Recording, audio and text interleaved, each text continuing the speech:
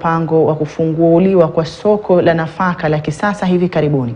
Soko hilo ambalo linatarajiwa kuwafaidi wafanyabiashara wa nafaka 160 kutoka Busia na taifa jirani la Uganda umegharimu shilingi milioni 38.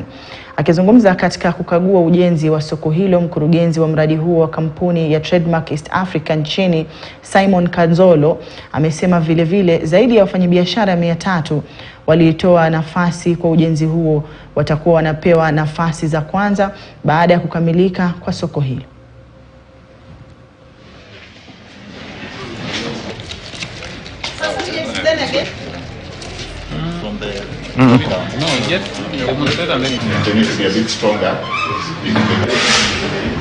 Tutaweka pamoja takriban ya wafanyabiashara wadogo 160 angalau katika mazingira mema bora kufanyia biashara.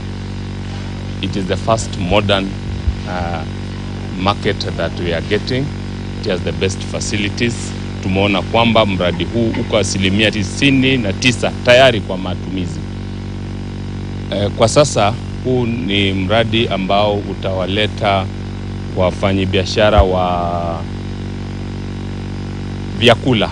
Mradi huu umegharimu takriban shilingi milioni 38.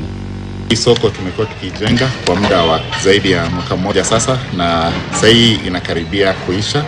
Tunahakikisha kwamba na tumeongea na county government ambayo wametuhakikishia kwamba process ya handover ya stalls kwa wafanyabiashara itakuwa free and fair. Kuna kamati ambayo imetengenezwa kushughulikia haya mambo. Hii watu wenye waliathirika wakati hiyo mambo ya hii mradi ilianza walikuwa 311 kwa awamu ya kwanza, tuko na 160, na kwa hivyo hii ni phase 1 na tuko na phase 2. Hii soko haswa inaenda kwa accommodate hawa mama wana deal na food staff. Mambo na food staff ndio itaingia hapa kwa phase 1 kwa sababu hao ndio waliathirika wakati hiyo mambo na COVID ilipo